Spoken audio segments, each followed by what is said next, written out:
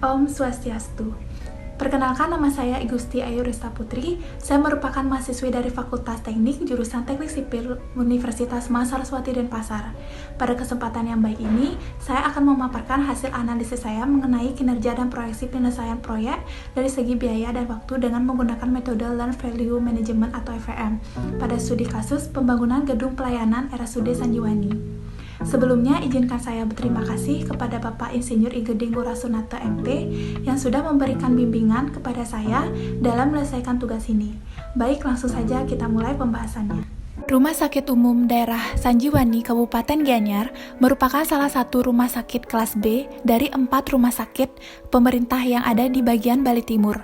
RSUD Sanjiwani menambah 1 unit gedung pelayanan baru dengan total anggaran dalam kontrak sebesar 135 miliar dengan luas tanah yang akan dibangun adalah 13,516 meter di bawah naungan Dinas Pekerjaan Umum dan Penataan Ruang Kabupaten Gianyar. Pelaksanaan kegiatan pembangunan gedung pelayanan RSUD Sanjiwani ini dilakukan oleh kontraktor pelaksana yaitu Biangkala Tirta KSO, konsultan MK yaitu PT Catur Aksa Perkasa, dan konsultan perencana yaitu PT Gaharu Sempana, dan berlangsung selama 390 hari kalender. Pada penulisan tugas ini, penulis mengambil data pada minggu ke-16 atau pada progres realisasi sebesar 57,049% untuk dilakukan analisis menggunakan metode Learn Value Management atau FVM. Data-data yang diperlukan dalam melakukan analisis menggunakan metode FVM adalah 1. Rencana anggaran biaya atau RAB, 2. Laporan mingguan, laporan harian, daftar harga satuan lapangan, dan time schedule, serta progres yang ditinjau pada minggu 16, yaitu pada tanggal 16 Desember sampai dengan 22 Desember tahun 2020, dengan progres 57,049%. Dari paparan yang sudah dijelaskan, berikut adalah rumusan masalah yang akan kita bahas pada analisis ini. Yang pertama, bagaimana cost varian atau CV dan schedule varian atau SV pada proyek yang ditinjau.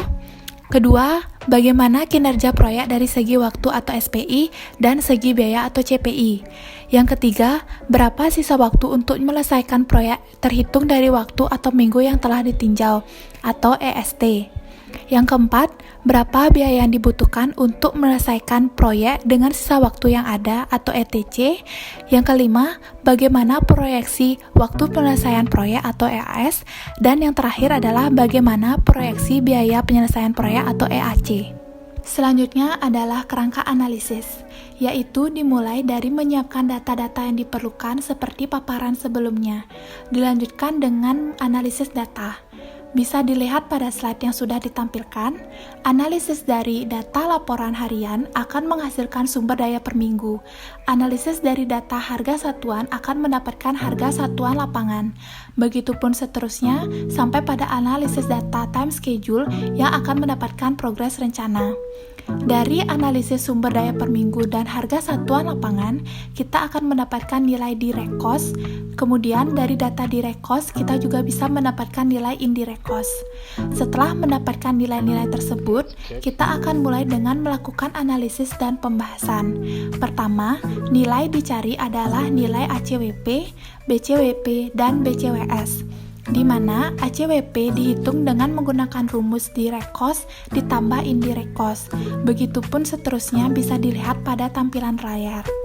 Proses analisis ini nantinya akan mendapatkan hasil cost varian CV dan schedule varian atau SV, kinerja proyek dari segi waktu SPI dan segi biaya CPI, sisa waktu atau EST, biaya yang dibutuhkan untuk menyelesaikan proyek atau ETC, proyeksi waktu penyelesaian proyek atau EAS, dan proyeksi biaya penyelesaian proyek atau EAC. Kemudian akan diinterpretasi dan pada bagian akhir akan mendapatkan kesimpulan. Selanjutnya adalah teknik analisis, yang merupakan penjabaran dari setiap elemen-elemen analisis tersebut, sehingga menjadi mudah untuk dipahami dan juga bermanfaat untuk menemukan solusi permasalahan. Dengan kata lain, teknik analisis merupakan pengembangan dari kerangka analisis yang sudah dipaparkan sebelumnya. Teknik analisis pada tugas ini bisa dilihat pada tampilan layar. Selanjutnya adalah rekap analisis ACWP, BCWP, BCWS pada minggu 1 sampai dengan minggu ke-16. Nilai ACWP didapatkan dengan menjumlahkan direct cost dan indirect cost, dengan nilai indirect cost adalah sebesar 3%. BCWP didapatkan dengan mengalihkan real cost dengan progres realisasi, dan BCWS didapatkan dengan rumus real cost dikali progres rencana. Hasil-hasil perhitungan ACWP, BCWP, dan BCWS lengkapnya bisa dilihat pada tabel berikut. Rekap analisis SV, CV, SPI, CPI, ETS, ETC, EAS, dan EAC pada minggu pertama sampai dengan minggu ke-16 bisa dilihat pada tabel. Kita ambil contoh perhitungan pada minggu pertama. Nilai SV didapatkan dengan mengurangkan BCWP dan BCWS. Nilai CV didapatkan dengan rumus BCWP dikurangi dengan ACWP. Nilai SPI didapatkan dengan BCWP dibagi dengan BCWS, mendapatkan nilai 1,33 yang menandakan proyek lebih cepat dari jadwal. Nilai CPI menggunakan rumus BCWP dibagi dengan ACWP, mendapatkan nilai 5,10 menandakan biaya lebih kecil atau hemat. Perkiraan biaya untuk pekerjaan tersisa atau ETC, yaitu BAC atau real cost, dikurangi BCWP dibagi CPI. Pada minggu pertama mendapatkan 23.988.648.563 rupiah 38 sen. Nilai EAS atau perkiraan waktu total pada akhir proyek adalah 41 minggu. Dan nilai EAC atau perkiraan biaya total pada akhir proyek di minggu pertama adalah 19.934.738.820 rupiah 17 sen. Dan dengan menggunakan rumus yang sama, perhitungan dilanjutkan pada minggu selanjutnya sampai dengan minggu ke-16. Interpretasi hasil analisis. Setelah dilakukan semua proses perhitungan, berikut adalah hasilnya. Yang pertama adalah schedule varian atau SV. Didapatkan nilai negatif sebanyak 8 minggu dan nilai positif sebanyak 8 minggu. Nilai negatif menandakan proyek mengalami keterlambatan dan nilai positif menandakan proyek mengalami kemajuan. Yang kedua yaitu cost varian atau CV. Tidak terdapat nilai negatif pada ke-16 minggu tersebut. Itu menandakan bahwa biaya yang dikeluarkan ke-16 minggu tersebut lebih rendah dari anggaran yang telah direncanakan. Yang ketiga yaitu Schedule Performer Index atau SPI. Terdapat sebanyak 7 minggu yang nilainya lebih kecil dari 1, 3 minggu sama dengan 1, dan 6 minggu nilainya lebih besar dari 1. Itu menandakan 7 minggu mengalami keterlambatan, sebanyak 3 minggu tepat waktu, dan 6 minggu mengalami kemajuan dari target pekerjaan yang sudah direncanakan. Yang keempat yaitu Cost Performer Index atau CPI.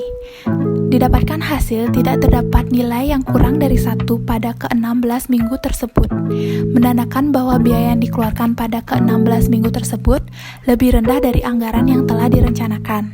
Yang kelima yaitu Estimate Temporary Schedule atau ETS. Didapatkan hasil perhitungan ada beberapa minggu yang mengalami kemunduran dari jadwal yang telah direncanakan. Di antaranya, minggu ke-6 mengalami keterlambatan 7 minggu dari waktu yang tersisa, dan minggu yang kedua lebih cepat 20 minggu dari waktu yang tersisa. Yang keenam yaitu Estimate Temporary Cost atau ETC. Didapatkan hasil nilai CPI seluruhnya tidak ada yang kurang dari 1. Itu menandakan nilai ETC atau perkiraan biaya yang tersisa tidak menyebabkan proyek mengalami pembengkakan biaya. Selanjutnya yaitu Estimate All Schedule atau EAS. Hasil perhitungan ETS ada beberapa minggu yang mengalami kemunduran dari jadwal yang telah direncanakan. Hal tersebut berimbas juga pada nilai EAS. Di antaranya 6 minggu mengalami kemunduran dari total waktu rencana penyelesaian proyek. Dan yang terakhir yaitu Estimate All Cost atau EAC. Hasilnya yaitu 1 minggu mendapatkan nilai EAC lebih besar dari biaya rencana, dan sisanya yaitu 15 minggu mendapatkan nilai EAC lebih kecil daripada biaya rencana. 1 minggu tersebut adalah minggu ke-13, yaitu proyek menghabiskan biaya lebih tinggi dibandingkan biaya total rencana, disebabkan karena pada minggu tersebut mengalami kemunduran progres yang paling banyak. Dan yang terakhir adalah kesimpulan. Dari hasil pengolahan data sampai dengan minggu ke-16 proyek pembangunan gedung pelayanan RSUD Sanjiwani Gianyar, dapat disimpulkan bahwa yang pertama, varian waktu atau SV proyek dari hasil analisa pada perhitungan yang sudah dilakukan mendapatkan nilai negatif sebanyak 8 minggu dan nilai positif sebanyak 8 minggu. Yang kedua yaitu varian biaya atau CV proyek tidak terdapat nilai negatif pada ke-16 minggu tersebut. Itu menandakan bahwa biaya yang dikeluarkan lebih rendah dari anggaran yang telah direncanakan. Yang ketiga yaitu indeks kinerja waktu atau SPI pada proyek tersebut mendapatkan 7 minggu yang mengalami keterlambatan, 3 minggu tepat waktu, dan 6 minggu maju dari target pekerjaan yang sudah direncanakan. Yang keempat yaitu indeks kinerja biaya atau CPI. Didapatkan hasil tidak terdapat nilai negatif pada ke-16 minggu tersebut, menandakan bahwa biaya yang dikeluarkan lebih rendah dari anggaran yang telah direncanakan. Yang kelima yaitu perkiraan waktu untuk pekerjaan yang tersisa atau ETS, paling jauh kemundurannya terdapat pada minggu ke-6. Sedangkan nilai ETS yang paling jauh kemajuannya terdapat pada minggu kedua. Perkiraan waktu untuk pekerjaan yang tersisa atau ETC pada perhitungan yang sudah dilakukan tidak menyebabkan proyek mengalami pembengkakan biaya.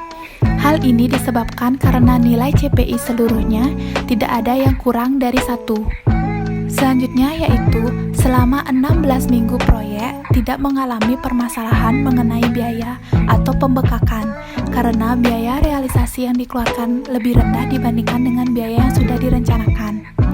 Dan yang terakhir yaitu pelaksanaan proyek lebih lambat dari perencanaan awal atau keterlambatan di beberapa minggu disebabkan karena progres mingguan rencana lebih rendah dibandingkan dengan progres mingguan realisasi. Baik, sekian yang bisa saya paparkan. Saya mohon maaf apabila ada kesalahan kata. Akhir kata saya ucapkan terima kasih dan Parama Santi.